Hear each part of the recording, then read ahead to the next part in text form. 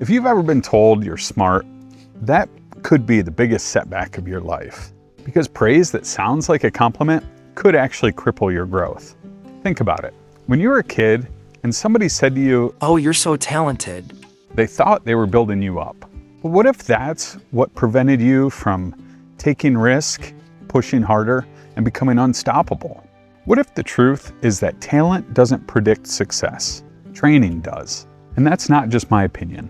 That's science. And today, I'm going to show you the mindset shift that separates lifelong learners from those who peaked in high school. That's what I love about these high school girls, man. I get older, they stay the same age. Stick around, because once you see this, you'll never look at being smart the same way again.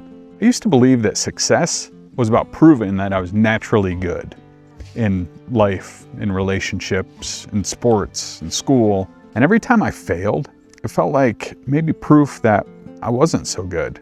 But then I learned what Dr. Dweck discovered in her research, that ability isn't fixed, it's developed. And once I switched from trying to look talented to actually trying to develop, everything changed. Today, I'll show you how to do exactly the same. Here's the plan: why being smart can ruin your potential, the truth about ability, and why effort beats talent every time, the mindset shift that unlocks unstoppable growth, a simple phrase that rewires your brain for success. If you're tired of feeling stuck or like your best days are behind you, this is where it all changes. Part 1. The dangerous lie we all believed. We grow up being told, "You're so smart. You're a natural." or "You're so gifted." it feels good. Who doesn't love being called talented? But here's the problem. When your identity becomes the smart one, then failure becomes terrifying. Because if you fail, what does that mean? It means you're not smart after all. Jackass. Whoa! The club went further than the ball. And so without even realizing it, you start playing it safe. You choose the easy win over the risky challenge. You stop learning because you're too busy protecting your image. Sound familiar? That subtle fear of looking dumb? Idiot. That's not insecurity. That's conditioning. It's the fixed mindset trap that Dweck talks about. Believing your ability is set in stone. And the crazy thing is, it's not just in school. It follows us into adulthood, in careers, relationships, even in parenting. You see this? When we're kids, we get trophies for being the best. But in real life, trophies go to the ones who keep going when everyone else stops. Part 2. Ferris Bueller's mistake. Ferris Bueller was confident, clever, charismatic, the one everyone wanted to be or be around. But here's the twist. Ferris was also complacent. He coasted on charm and talent. He didn't need to try hard because everything came easy. And that's the trap. Confidence without effort leads to stagnation. How could I possibly be expected to handle school on a day like this? Meanwhile, Cameron, the one who was anxious and insecure, he was the one who was actually growing. Here's where Cameron goes berserk.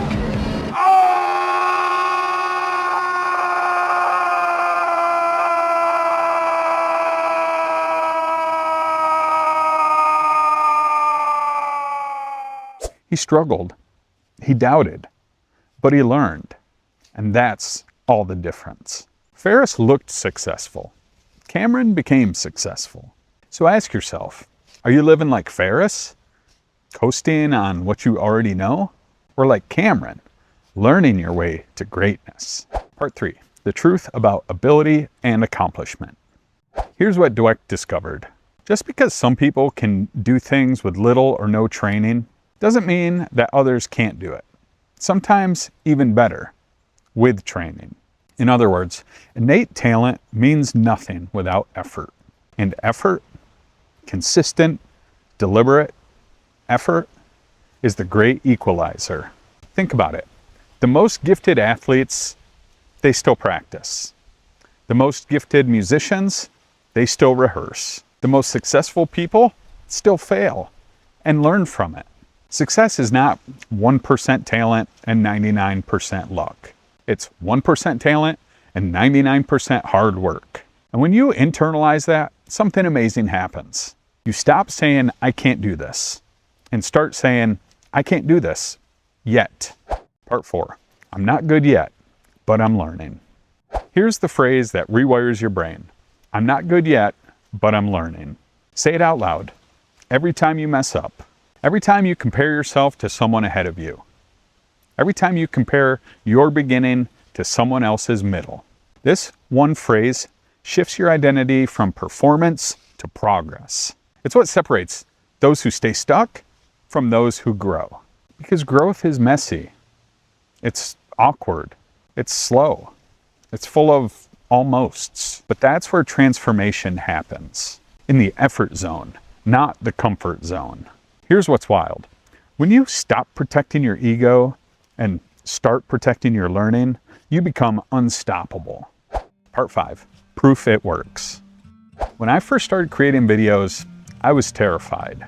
I compared myself to creators who had been doing it for years. My first attempts, awkward, stiff, painful to watch, but I kept at it. Every week, I learned something new. Sound, lighting, storytelling. And now, the same thing that once scared me energizes me. That's what happens when you switch from I'm not good at this to I'm learning. You don't need to be naturally gifted. You just need to stay in the game long enough for growth to catch up. Hey, if this message is hitting home, it means you're already growing. So do me a favor, hit the like button and drop a comment below with your biggest I'm not good yet moment. And subscribe so you can keep building your success and building your mindset with me every week. Because this series, it's your training ground. Part 6, the science of growth. Here's what's happening behind the scenes. When you push through challenges, your brain literally builds new connections. You're rewiring yourself for success. That's why failure isn't a dead end. It's a signal that growth is in progress. Dr. Dweck found that people with a growth mindset, those who see effort as the path to mastery, achieve more, learn faster, and recover from setbacks better. Why? Because they see ability as something that they can evolve. That's the truth about accomplishment. It's not about being born with it. It's about building it. And here's the twist. When you stop proving your worth, you actually start becoming worth more because you're learning faster than everyone else. Part 7, mindset experiment. Here's your mindset experiment for this week. Every time you catch yourself saying something like, I'm no good at this, add the word yet to the end of that statement. I'm not good at this yet. Write down one skill that you want to improve, and then spend just 10 minutes a day for the next 7 days working on that skill. By the end of that week, you'll see proof that growth isn't abstract. It's visible, it's measurable, it's real. And that's how you start building unstoppable confidence, not from praise, but from progress. Let's recap. You learned that being praised for being smart may have accidentally trained you to be afraid of failure. That talent means nothing without training. That success is 99% effort. And the phrase, I'm not good yet, but I'm learning, rewires your brain for growth. This week's challenge is simple. Catch the I'm not good lie and replace it with truth. Because the lie that's been holding you back since childhood ends now. My name is Stephen Kofer. Thanks for stopping by. This channel is for anyone ready to take control of their future. You don't have to have it all figured out. You just need the willingness to start. And I'm here to walk with you every step of the way.